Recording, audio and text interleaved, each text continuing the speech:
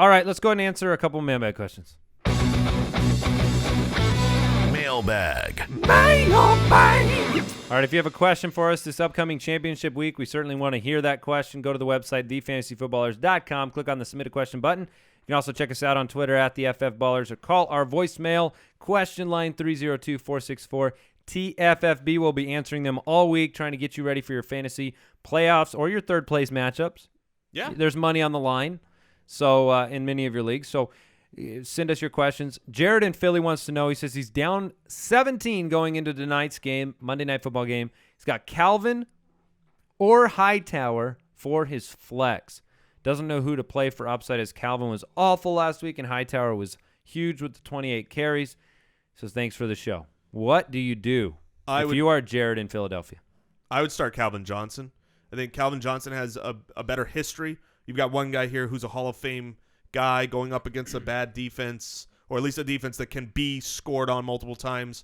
That's who I would go with. But I see the difficulty of the question. It sounds ridiculous. You know, if we were talking about this 5 weeks ago, that'd be absurd.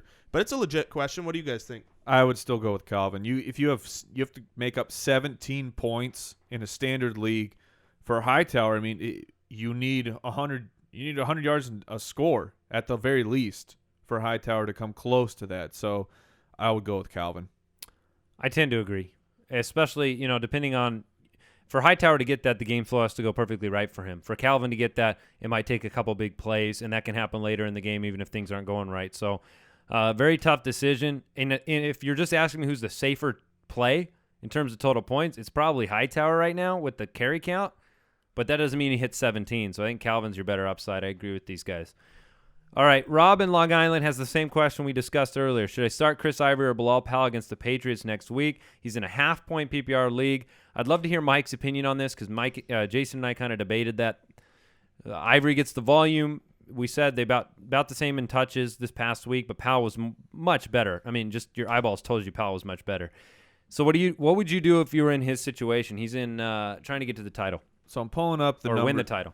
So this is what Ivory did last time against the Patriots. He was 17 for 41, that's not great rushing stats. He was 2 for 12 with a touchdown through the air, but I believe that was in the midst of the Bilal Powell injury. So Ivory was getting all those the passing down snaps. At this point, Edelman could be back. That's a situation to monitor because that's a big bump for the Patriots offense. If the Patriots are down Edelman and Amendola, I might be inclined to go with Ivory because I think that's for how great Tom Brady and Gronk are. When he's that limited on weapons, the Patriots offense doesn't move nearly as well, and the Jets are still a pretty solid defense. If he gets Edelman back, I would go with Powell at this point. You got to stay in the flames with a guy who is producing at a high level. Yeah, Powell was out that game, the last game against New England.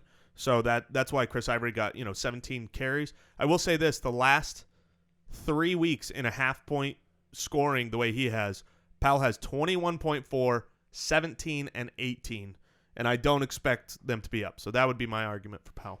Yeah, I can see that for sure. And I think if you ask me who's got the biggest upside in terms of total points, it's actually Powell. So if you need that, I agree with you on that. That is the end of today's show. We'll be back tomorrow. Waiver wire chatter, some offense and defense plays you can do in terms of keeping guys away from your championship opponent. Hopefully you're in that final game. Hopefully you're still alive, David Johnson. Man, my goodness, the Twitter feed blew up. It was fantastic. It was absolutely outstanding. And for just an update of what are the footballers doing this week. What are they doing this week? So we will not be having a show on Thursday or Friday because it is Christmas Eve and Christmas, and we want to celebrate those days with our family. However, we have not forgotten the Foot Clan. So Wednesday, return of the Megalodon. Yes, the episode you've been waiting for since a few weeks ago when you got the last one. This time, it's personal.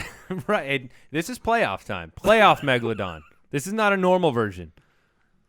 More spines. So Tuesday night, I will be going to sleep at 7 p.m. and waking up just know what? before the show. We have to record the Patreon mailbag show that day as well. Yeah, I know. So we've got the Megalodon show and we've got the Patreon mailbag show on jointhefoot.com. So I remember because I'm still exhausted your from the Wheaties. last time we did it. eat your Wheaties and not the big Cinnabons you ate when you came into the studio this Don't morning. tell me how to live, Andy. I blame your wife. Any of the when Jason said that Stevie Johnson signed with the Patriots, I blame the Cinnabon. Yep. So- Well blamed. So, all right, that's it for today. Congratulations to everybody who got through, and if not, you're with me. You lost your matchup, but you can hang with us. Keeper leagues, dynasty leagues, and get ready for next season. We'll be here all year long. Goodbye. Thank you for listening to another edition of the Fantasy Footballers Podcast. Don't forget to visit us on the web at www.thefantasyfootballers.com and follow us on Twitter @TheFFBallers.